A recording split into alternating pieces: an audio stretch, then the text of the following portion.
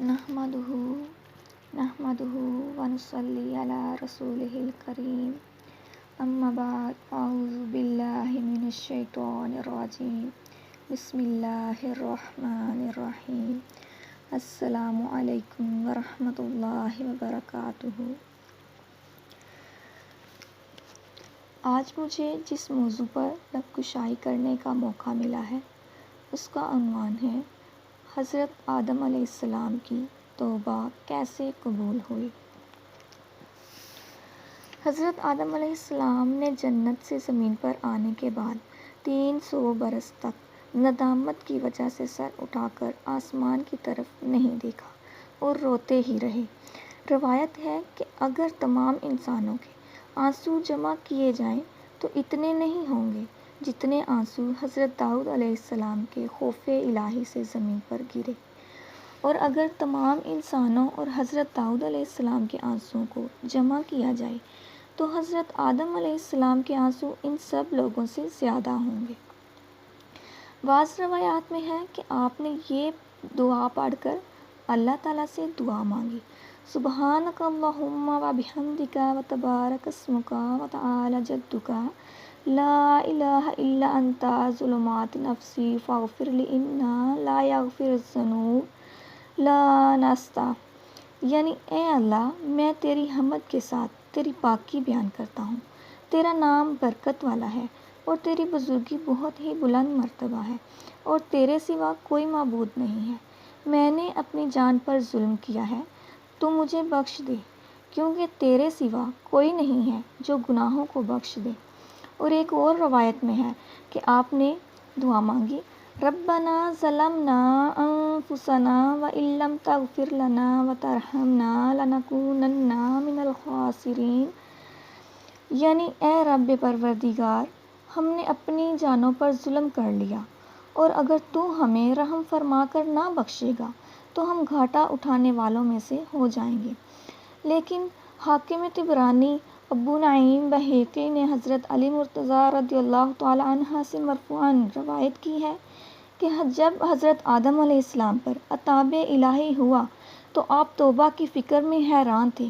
ناگہاں اس پریشانی کے عالم میں یاد آیا کہ وقت پیدائش میں نے سر اٹھا کر دیکھا کہ عرش پر لکھا ہوا ہے: لا الہ الا اللہ محمد الرسول اللہ۔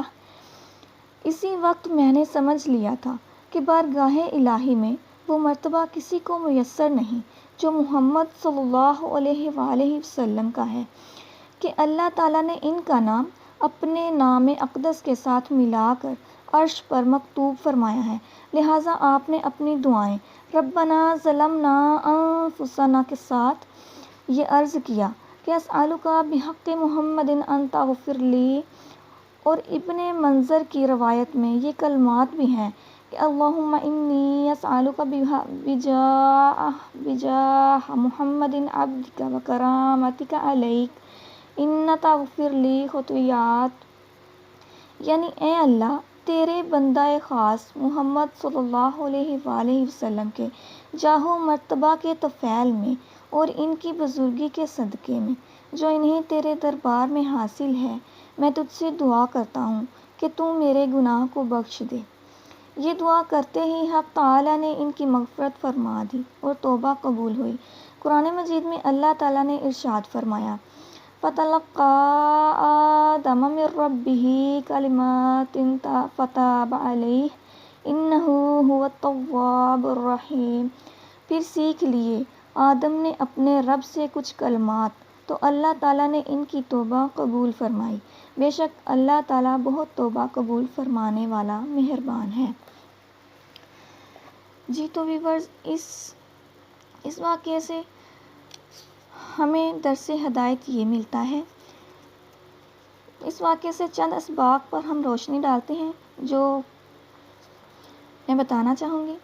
اس سے معلوم ہوا کہ مقبولان بارگاہ الہی کے وسیلے سے بحق فلاں بجاہ فلاں کہہ کر دعا مانگنی جائز اور حضرت آدم علیہ السلام کی سنت ہے۔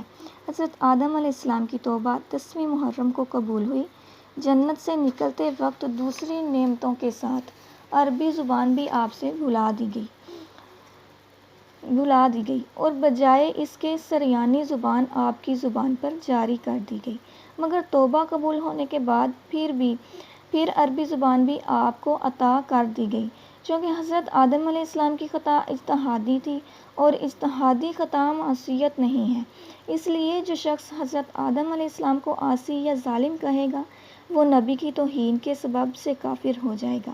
اللہ تعالیٰ مالک و مولا ہے، وہ اپنے بندہ خاص حضرت آدم علیہ السلام کو جو چاہے فرمائے، اس میں ان کی عزت ہے، دوسرے کی کیا مجال کے خلاف ادب کوئی لفظ زباں پر لائے اور قرآن مجید میں اللہ تعالیٰ کے فرمائے ہوئے کلمات کو دلیل بنائے۔